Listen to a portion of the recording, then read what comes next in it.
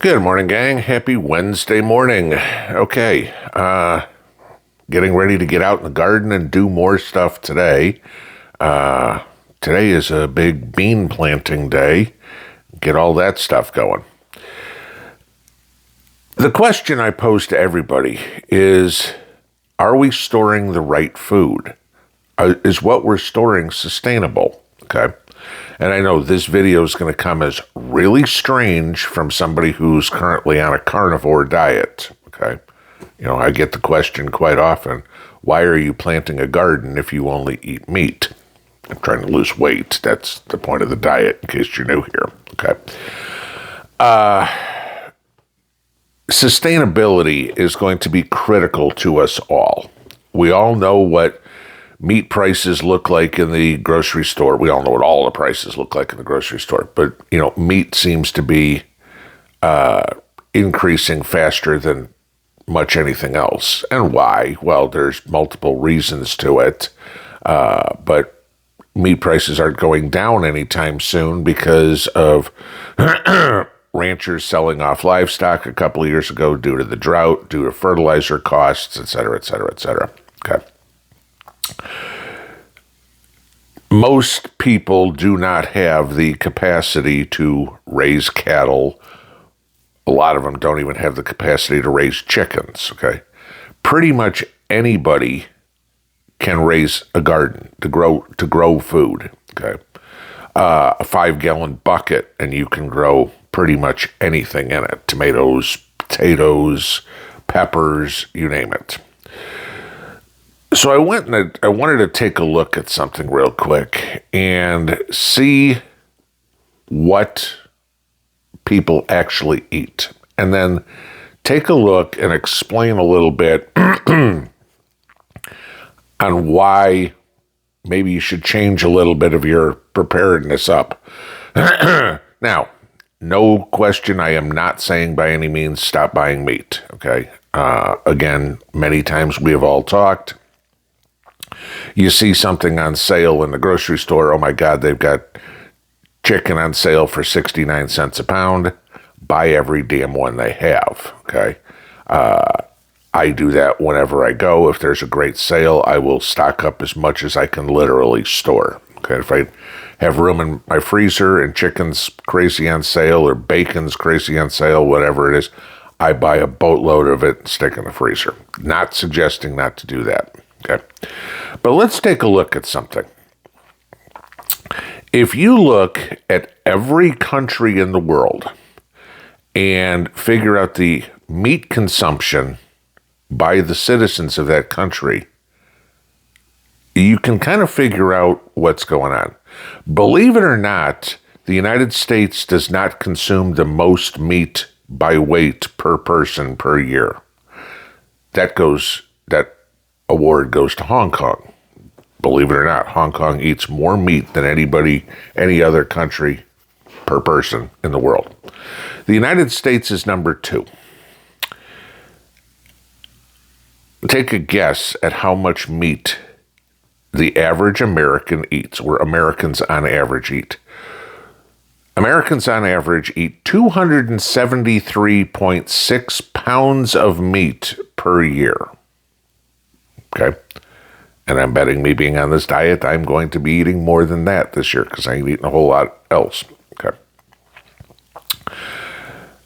we're lucky in a lot of respects. Okay, I wouldn't say necessarily by the current political climate that our luck is still running well. Our luck seems to be running out with this clown, but we're lucky that we have the availability of meat. But let's take a look at some other countries and see what they eat. Russia, okay? Everybody loves, especially politicians, the boogeyman. Let's talk about Russia. Russians eat 193 pounds of meat per year.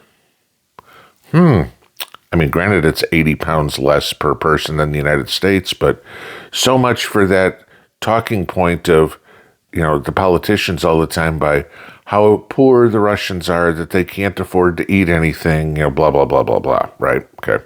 They seem to be doing okay there. Canada, our neighbors to the north, 182 pounds.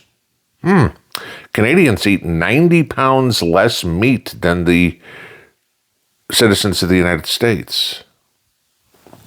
What's so different about Canada than here? Granted, it's the Great White North, okay. And sure, there's probably different meats that are eaten, okay. I'm betting that you probably have maybe a little bit more, let's just use the term wild game eaten in Canada than in a lot of the United States. Italy. Hey, we all like our lasagnas, our spaghettis, and everything like that, right? 178 pounds. Mexico, our neighbors to the south, 143 pounds, roughly half of what we eat, okay? China, the other boogeyman in the world, right? Billion screaming Chinese or 2 billion screaming Chinese, 133 pounds of meat.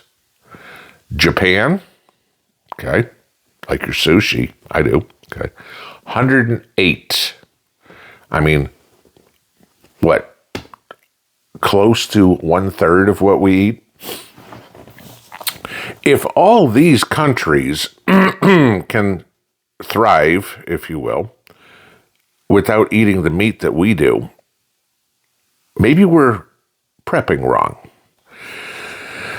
Because in a SHTF scenario, we all know that when the grocery stores are closed, okay, we all know that the wildlife is going to be decimated in a couple of months, all right?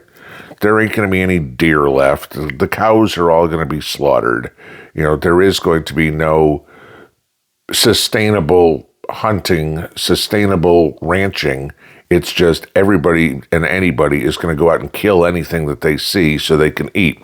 And the sad part is most people don't know how to store it. So we're going to get all these scenarios where there's going to be a dead cow carcass out in the field with maybe a leg taken off because that was all they could eat. And the rest of it's going to stay out there for the buzzards. Okay. That's what we're going to wind up have happening. And you don't replace deer or elk or moose or cow or anything like that quickly.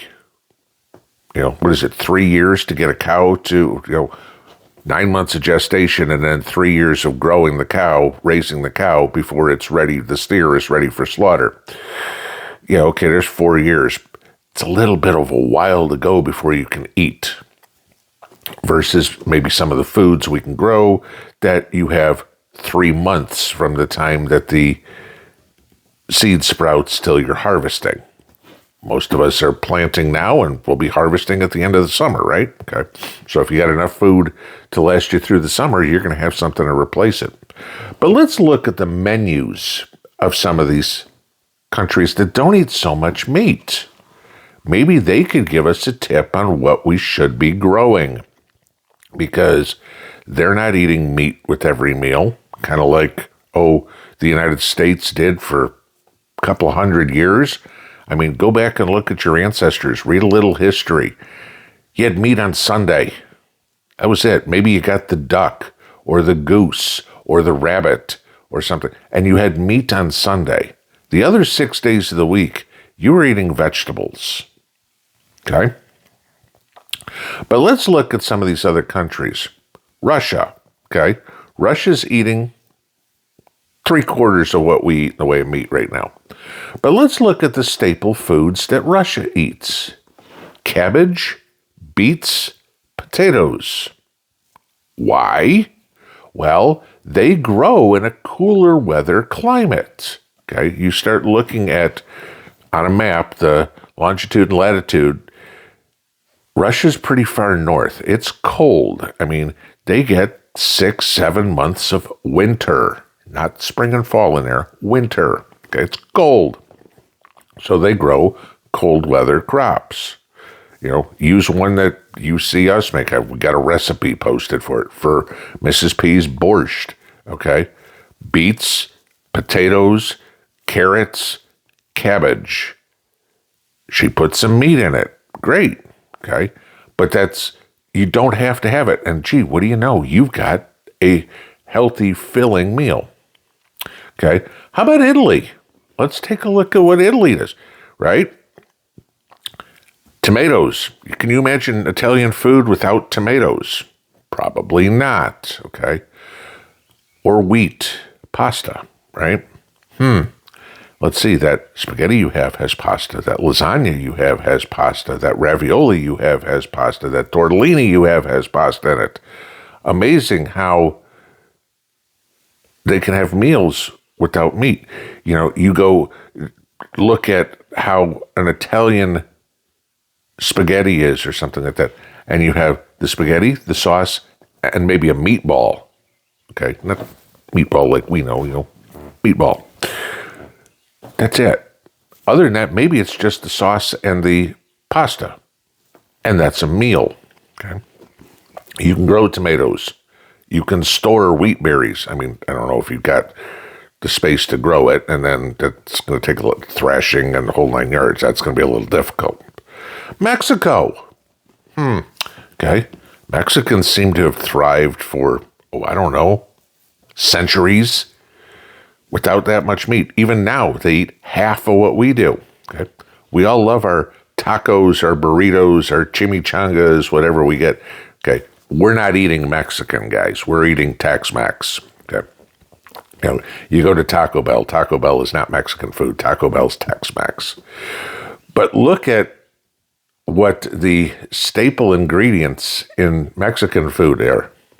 Tortillas, basically primarily corn tortillas or flour, but either way, okay, ground corn, ground flour, tortilla. Beans, pinto beans primarily. There's your protein source. Peppers and tomatoes. We just kind of add the meat to it because Americans just like meat. Okay. You look at China or Japan, heavily involved in eating rice, fish. Okay. We could learn a lot as preppers from looking at the diets of other countries. You could say other countries that aren't as fortunate as us, but I mean, I'm not going to say the Canadians are any worse shape than we are. I'm not going to say the Italians or the Japanese are in any worse shape than we are. For the most part, the Russians aren't even in worse shape than we are. Okay, Mexico in some areas, but Mexico's a little more impoverished. China, you've got rich and poor there. Okay, it's communism. But start taking a look at the diets of other countries and go, these countries have made it through no problem, just like our ancestors did. We've gotten spoiled in the last 100 years where meat is readily available. We can have meat with every meal. I'm on a diet that just eats meat, okay? What happens when that's not possible anymore? I will tell you this on changing my diet from everything, okay, my omnivorous diet, meats, vegetables, carbohydrates, sugars, fruits, etc., and you can go check this out anywhere else too. When you change your diet like that, your body kind of goes through a, what's going on here? Okay, they call it the keto flu with the diet. You're going to have those kinds of changes too. When all of a sudden you can't eat the meat. And then if you don't have an alternate source for protein, for example, let's say beans, you're going to lose muscle mass.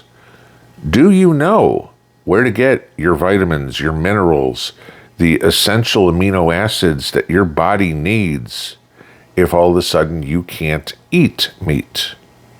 Not medically, just because it ain't available. And you don't have 4 years to wait. Before anybody says, well, I raise chickens, I have no problem, I can guarantee pretty much everybody you're going to be standing outside guarding your chicken coop, if not already, like people down in Texas have to, okay? The sooner this economy falls apart, because, cattle rustling, Wait till you start have chicken rustling. It'll happen. And all of a sudden you go out in the morning and there ain't no eggs because there ain't no chickens left. You may see a pile of bones there, a bunch of feathers from the fight, but somebody's coming to get them. As we get into planting season here, if you haven't already planted a lot of things or made your plans, or even on your rotation as you plant things going into the fall this year, look at what you can plant that you can store. I mean, sure, we all love to eat our fresh tomatoes, our fresh cucumbers and stuff, but what can you store? Many of you know me, I am growing a boatload of beans this year, black beans and white beans. And sure, people can come up and say, you can go to the store and buy those. Yeah, I can, okay? But I want to make sure that I know how to grow them in my climate, in my soil, so I can get the most benefit in that case. As I said last night on the live stream, there are way too many people in this country who think, I got seeds stored, I'm good, because they have this crazy idea that you put a seed in the ground, you put some water on it, and 3 months later you pick your food. That gardening's that easy. Ask anybody that's ever done it once how easy it is. You learn real fast, right? Plan your garden. Sure, you want to grow the things you like to eat. Tomatoes, cucumbers, green peppers, right? A lot of that stuff. Cucumbers, all right, maybe you're storing some pickles. It's fine, okay? Tomatoes, store them, stew them, put them in chilies, put them in sauces, make whatever you can. Peppers. Peppers are a better source of vitamin C than oranges, guys, to give you that as an idea. Grow the crap out of peppers, slice them up and freeze them. Stir fries, okay? Throw them in an omelet, do whatever. Put them on your burrito, your taco, whatever. Take a look at what you can grow and store, because we may get to a point where all of us, not by choice, are on a vegetarian diet. You look at a lot of the countries around the world, they're on a much more vegetarian diet than we are. Not that I want to give up my hamburger patties or my pork chops or anything like that, but I do have the foresight to realize that they may not always be available. And I need to have something that's going to give me the nutrition that I need, the energy that I need to move forward. Plant the right things. Plant what you like, but plant the foods that you can actually do something with that will give you sustenance and maintain your health. Pinball out.